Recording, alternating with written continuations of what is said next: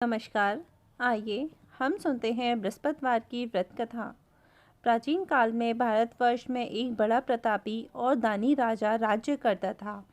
वह ब्राह्मण और गुरु की सेवा करता था। वह गरीबों की सहायता करता था और उसके द्वार पर कोई भी याचक कभी भी निराश होकर नहीं लौटता था। परंतु यह सब उसकी रानी को अच्छा नहीं लगता था। वह ना तो कोई व्रत करती थी, ना ही भगवान की पूजा करती थी और ना ही किसी को भी एक पैसा दान में देती थी। वह राजा को भी ऐसा करने से मना करती थी, लेकिन राजा नियम से व्रत और पूजन, दान आदि का कार्य करता था। एक दिन राजा शिकार खेलने के लिए वन को चला गया। महल में रानी और दासी थीं। उस समय बृहस्पति देव साधु के रूप में महल के दरवाजे पर भिक्षा मांगने के लिए आए। साधु ने रानी से भिक्षा मांगी तो वह बोली, हे साधु महाराज, मैं इस दान और पुण्य से परेशान हो गई हूँ। इस कार्य के लिए तो मेरे पतिदेव ही बहुत हैं। इस समय वह नहीं है, मुझे गृह कार्यों से समय नहीं मिल पाता। मैं सोचती हूँ कि इस धन के रहने से तो निर्धन ही रहना अच्छा है। फिर यह सारा काम धाम तो नहीं करना पड़ेगा। इसलिए अब आप कोई ऐसा उपाय बताएं कि सारा धन नष्ट हो जाए और मैं आराम से रह सकूं। साधु वेशधारी बृहस्पति देव ने कहा, देवी, तुम यह क्या कह रही हो? भला संतान और धन से कोई दुखी होता है? हे देवी, इन दोनों को तो सभी चाहते हैं। पापी व्यक्ति भी धन और पुत्र की इच्छा करते हैं। यदि तुम्हारे पास धन अधिक है तो उसका सदुपयोग करो। भूखे मनुष्यों को भोजन कराओ, वस्त्रहीनों को वस्त्र दो, प्याऊ लगवाओ, कुआं, तालाब, बावड़ी, बाग, बगीचे आदि बनवाओ तथा निर्धनों की कुंवारी कन्याओं का विवाह कराओ। इस प्रकार के कर्मों से तुम्हारा और तुम्हारे कुल का यश लोक परलोक में फैलेगा और तुम्हें स्वर्ग की प्राप्ति होगी। परंतु रानी पर साधु की बातों का कोई प्रभाव नहीं पड़ा। उसने कहा, हे साधु महाराज, मुझे ऐसा धन नहीं चाहिए जिसे मैं अन्य लोगों को दान आदि देती रहूं तथा जिसे रखने और संभालने में ही मेरा सारा समय नष्ट हो जाए। साधु ने कहा, हे देवी, यदि तुम्हारी ऐसी ही इच्छा है तो जैसे मैं बताता हूँ तुम वैसे ही करना।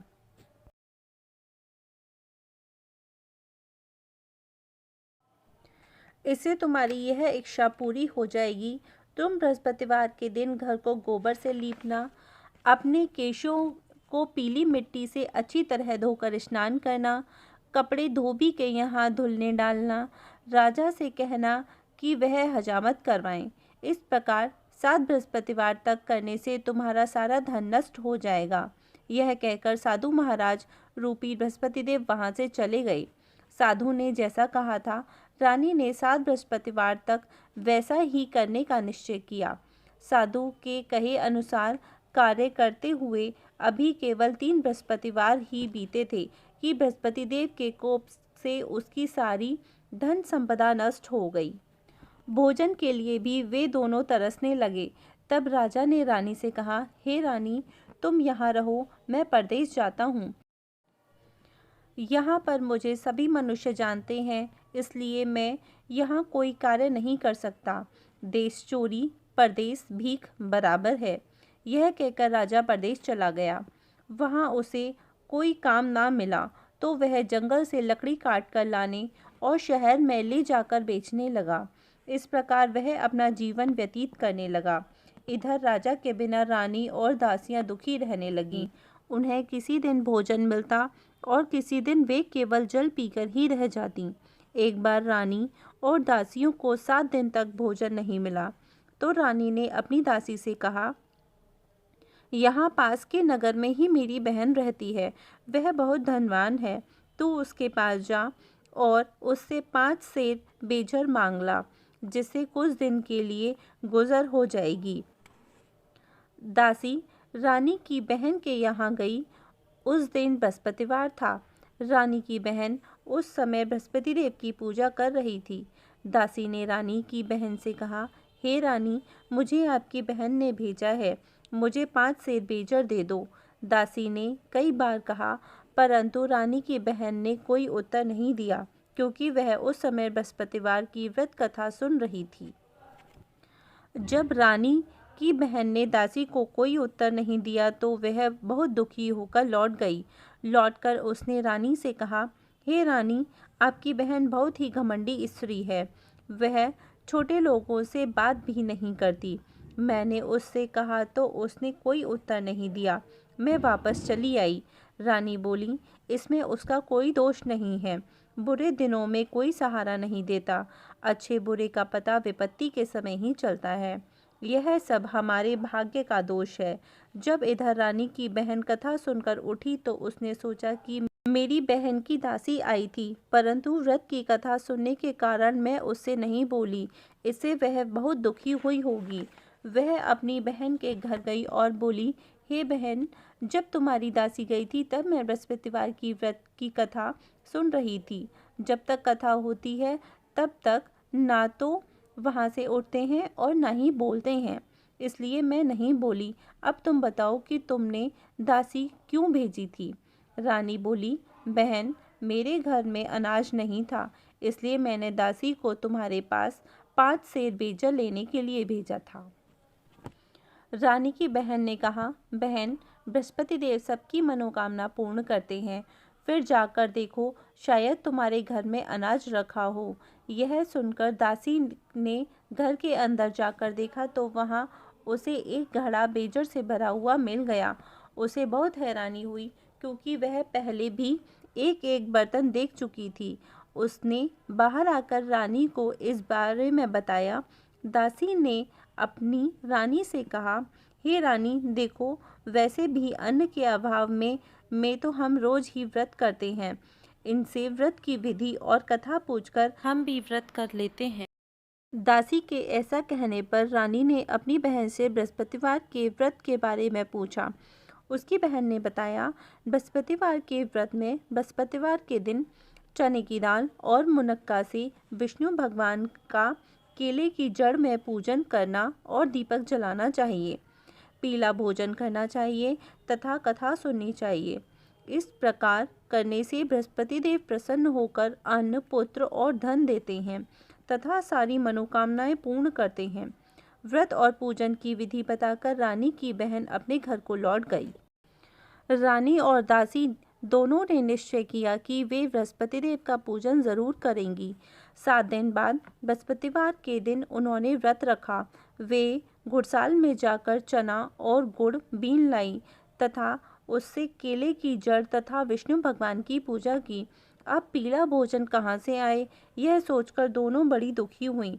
पर उनके व्रत करने के कारण बृहस्पति देव प्रसन्न थे। अतः वह एक साधारण व्यक्ति के रूप में 2 थालों में पीला भोजन लेकर आए और दासी को देकर बोले, यह भोजन तुम्हारे और तुम्हारी रानी के लिए है। तुम दोनों इसी भोजन को करना। दासी भोजन पाकर बहुत प्रसन्न हुई और रानी के पास जाकर बोली, रानी जी, भोजन कर लो। रानी को भोजन के आने के विषय में कुछ भी पता नहीं था, इसलिए उसने दासी से कहा, जा तू ही भोजन कर ले, क्यों व्यर्थ में हमारी हंसी उड़ा रही है। दासी बोली, एक व्यक्ति भोजन दे गया है। अब दोनों ने बृहस्पति देव को नमस्कार कर भोजन किया। उसके बाद वे दोनों प्रत्येक बृहस्पतिवार को बृहस्पति देव का व्रत और पूजन करने लगी। बृहस्पति देव की कृपा से उसके पास फिर से धन हो गया, परंतु रानी पहले की तरह ही आलस्य करने लगी। तब दासी ने कहा, देखो रानी, तुम पहले भी इसी तरह आलस्य करती थी और तुम्हें धन रखने में कष्ट होता था। इसी कारण से सारा धन नष्ट हो गया। अब बृहस्पति देव की कृपा से फिर से धन मिला है तो तुम्हें पुनः आलस्य होने लगा। बड़ी कठिनाइयों के बाद हमने यह धन पाया है, इसलिए तुम्हें दान पुण्य करना चाहिए। भूखे मनुष्यों को भोजन कराना चाहिए तथा प्याऊ लगवानी चाहिए। दीनहीनों को दान देना चाहिए। कुआं आदि का निर्माण करवाना चाहिए। पाठशालाएं बनवानी चाहिए।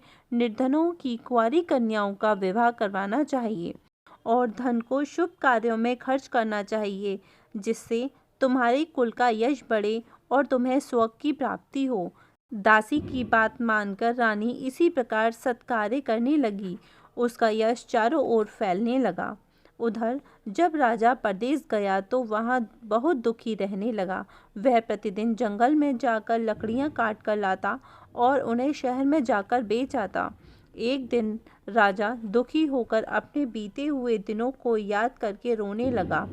तभी वहाँ बृहस्पति देव एक साधु के रूप में आए और राजा के पास आकर बोले, हे लकड़हारे, तुम इस सुनसान जंगल में किस चिंता से खोए हुए बैठे हो, मुझे बताओ।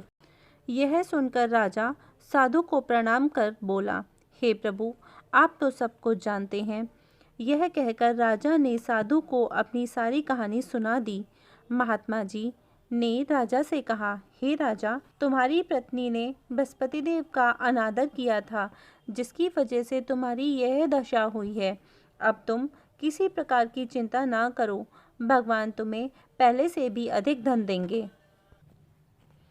अब तुम बृहस्पतिवार का व्रत किया करो और चने की दाल व गुड़ से केले की जड़ में पूजन करो। पूजन करने के बाद बृहस्पतिवार की कथा कहो या सुनो।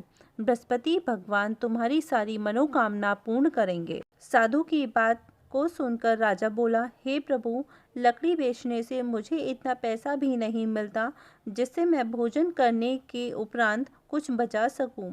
फिर बृहस्पति देव की क्या कथा कहूँ, यह भी मुझे मालूम नहीं है। साधु ने कहा, हे राजा, तुम किसी प्रकार की चिंता मत करो। बृहस्पतिवार के दिन तुम रोज की ही तरह लकड़ियां लेकर शहर जाओ। तुम्हें रोज से 2 गुना धन मिलेगा, जिससे तुम अच्छी तरह से भोजन कर सकोगे तथा उससे बृहस्पति देव का पूजन का सामान भी आ जाएगा। बृहस्पति देव की कथा इस प्रकार है।